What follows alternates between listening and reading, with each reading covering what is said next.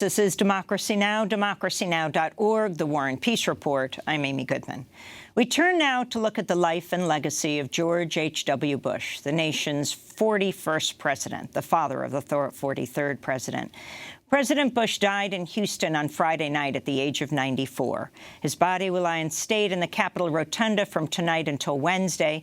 He'll be buried later this week in Houston. There'll be two memorial services, one at the National Cathedral on Wednesday and then one in Houston.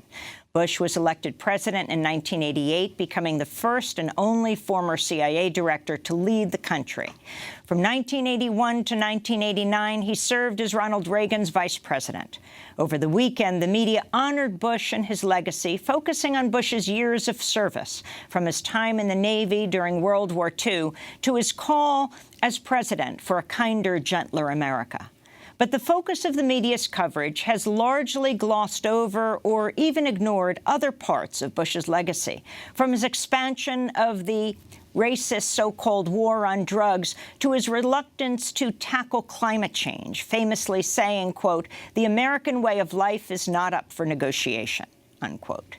It was also George H.W. Bush who nominated and continued supporting future Supreme Court Justice Clarence Thomas, even after Thomas was accused of sexual harassment by Anita Hill. Internationally, the ramifications of Bush's foreign policy in the Middle East are still being felt. In 1991, Bush launched the Gulf War in Iraq. Our objectives are clear. Saddam Hussein's forces will leave Kuwait, will be restored to its rightful place, and Kuwait will once again be free. Iraq will eventually comply with all relevant United Nations resolutions, and then, when peace is restored, it is our hope that Iraq will live as a peaceful and cooperative member of the family of nations, thus enhancing the security and stability of the Gulf. Some may ask, why act now? Why not wait? The answer is clear. The world could wait no longer. Over the next 42 days, U.S. forces devastated the Iraqi civilian infrastructure and killed an unknown number of Iraqi civilians. On February 13, 1991, the U.S. bombed an air raid shelter in the Amaria neighborhood of Baghdad. 408 civilians were killed. Some Iraqi relatives of the dead later sued Bush and his defense secretary, Dick Cheney, for war crimes.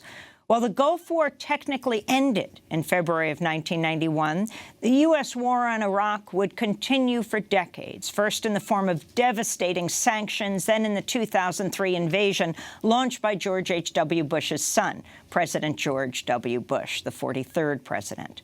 Thousands of U.S. troops and contractors remain in Iraq today.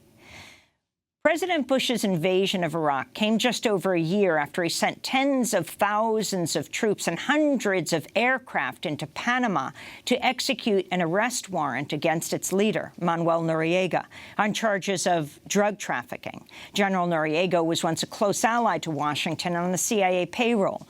During the attack, the U.S. unleashed a force of 24,000 troops equipped with highly sophisticated weaponry and aircraft against a country with an army smaller than the New York City Police Department. An estimated 3,000 Panamanians died in the attack. Last month, the Inter-American Commission on Human Rights called on Washington to pay reparations to Panama over what was widely seen as an illegal invasion. In one of his last acts in office, President George H.W. Bush granted pardons to 6 former Reagan officials who were involved in the Iran-Contra scandal when the Reagan administration secretly sold arms to Iran to help raise money for the Nicaraguan Contras, despite a congressional ban on providing aid to the Contras in Nicaragua. Bush was never held liable for his role in the scandal. The ex-CIA director claimed he was, quote, out of the loop, even though other participants in a paper trail suggested otherwise. Bush's time in office coincided with the collapse of the Soviet Union.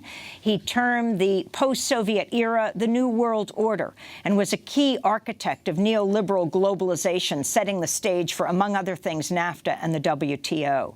To talk more about the legacy of George H.W. Bush, we're joined by Mehdi Hasan. He's a columnist for The Intercept, host of their Deconstructed podcast. He's also host of Up Front at Al Jazeera Jazeera English. His most recent piece for The Intercept, The Ignored Legacy of George H.W. Bush, War Crimes, Racism, and Obstruction of Justice. Mehdi, we want to thank you for being with us.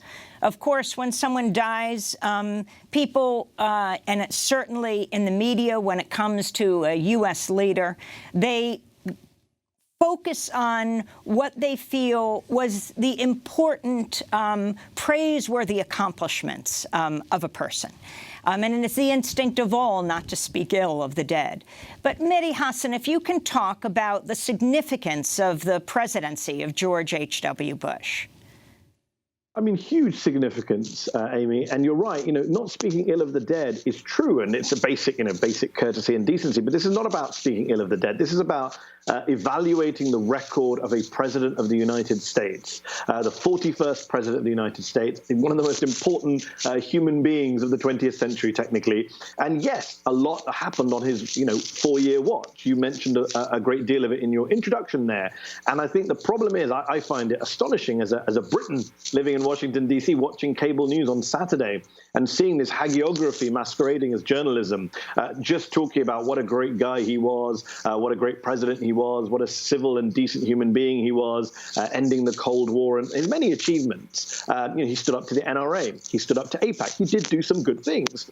But the idea that you only focus on the positive and you ignore the negatives, especially when the negatives involve the loss of huge amounts of human life, in Iraq, for example, in Panama, I think is absurd. It's a dereliction of journalistic duty for a president to die and journalists to act as if they're cheerleaders and put, their own whatever patriotism or nationalism ahead of their duty, to really give a full set of facts to the viewers, a first draft of history, Amy. A president is dead. We should look back on George Bush Sr. and say, hold on, this is a president who's being described now as the anti-Trump. Right? And yet he did some things which were similar to Trump. You mentioned in your intro the pardoning of the Iran-Contra perpetrators. He pardoned Defense Secretary Caspar Weinberger on the eve of his trial. And the independent special counsel at that time, said this was misconduct. He said this was helping cover up the crimes. And today we get all worked up when Trump says, oh, I might pardon Paul Manafort. I think we should hold him to the same accounts we hold other people. The fact that, he was nicer than Trump or less aggressive than his son doesn't change the fact that he has a lot to answer for. This is Democracy Now!, democracynow.org, The War and Peace Report. I'm Amy Goodman. Mehdi Hasan is our guest, a columnist for The Intercept, host of the Deconstructed podcast, also is host of Upfront for Al Jazeera English. You mentioned the Iran-Contra scandal. If you can explain what the Iran-Contra scandal was. Yeah, so in the 1980s, there was a congressional ban on the United States government supporting the Contra rebels in Nicaragua, which were trying to bring down a communist government in South America. And you had this issue where the Reagan administration decided to sell weapons to Iran, which was supposedly an enemy country at that time fighting Iraq, and use the proceeds from that money to fund the Contras in violation of a congressional ban. There was a massive investigation. It was a huge scandal. Think Russiagate times 10 at the time in the 1980s. Reagan obviously left office without being punished for it. There was a special counsel, Bob Mueller style, which was tasked to look into this. Lawrence Walsh, a former deputy attorney general under Eisenhower, I think it was. And when he tried to look into this, he found resistance from Reagan's successor, George H.W. Bush. We're now being told what an honest and transparent man he was. He followed the rule of law, unlike Donald Trump today.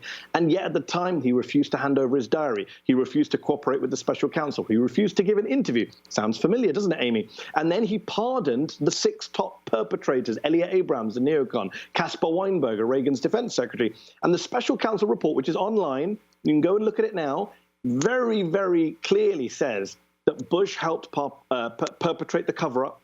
Bush did not cooperate, and he says, I think, it's the first time a president pardoned someone on the eve of a trial that the president would have had to testify in. That's what Bush Sr. did. So when we're told today, oh, look at the difference between George Bush Sr. and Donald Trump. Well, when it comes to obstruction of justice, when it comes to cover-ups, actually they were more similar than some of the media and some of the journalists would have you believe.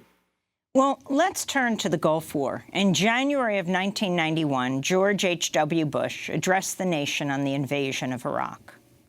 As I report to you, air attacks are underway against military targets in Iraq. We are determined to knock out Saddam Hussein's nuclear bomb potential. Some may ask, why act now? Why not wait? The answer is clear. The world could wait no longer. That's President George H.W. Bush in January of 1991. Of course, flags were at half-mast in Washington this weekend, as they were in Kuwait. Mehdi Hasan, you remind us of a very important part of the story, the lead-up to what took place, and how it was the U.S. responded the way they did to Iraq and Kuwait. Yes. Tell that story. So you heard the statement from George Bush Sr. Look, let's be very clear. Saddam Hussein invaded Kuwait illegally in violation of international law. It was a brutal occupation of Kuwait. No one's denying any of that. But what Bush Sr. told the country was that this came without any warning, without any provocation, when in actual fact, his own ambassador at that time in Iraq, the U.S. ambassador, April Glaspie, had told Saddam just weeks before the invasion that we in America have no opinion on your border dispute with Kuwait. It was interpreted as a green light. Many historians have suggested that was a green light to Saddam from the Bush administration to invade. After Saddam invaded, we were also told by Bush Sr.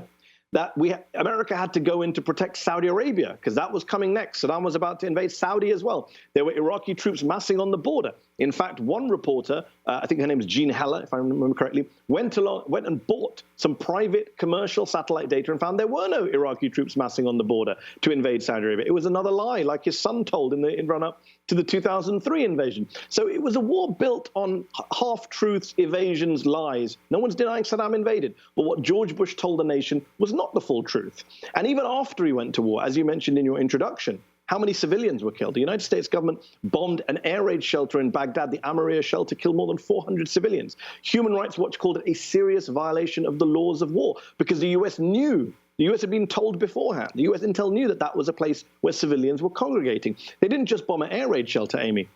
They bombed power stations, electricity generating facilities, food processing plants, flour mills, the civilian infrastructure of Iraq. And this was not collateral damage. Planners from the United States government told the Washington Post, told Barton Gellman in 1991 that they were doing this on purpose so that they would have leverage with a post-war Iraq which would be forced to supplicate in the international arena for foreign assistance. And we know what happened next with the sanctions, with the devastation that came in the 90s and the hundreds of thousands of Iraqi kids who died. That all started on George Bush Sr.'s watch.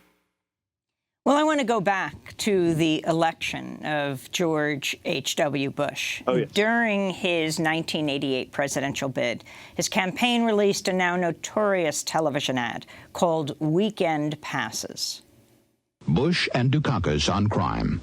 Bush supports the death penalty for first-degree murderers.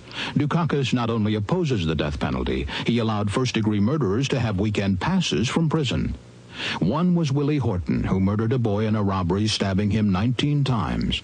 Despite a life sentence, Horton received 10 weekend passes from prison. Horton fled, kidnapped a young couple, stabbing the man and repeatedly raping his girlfriend.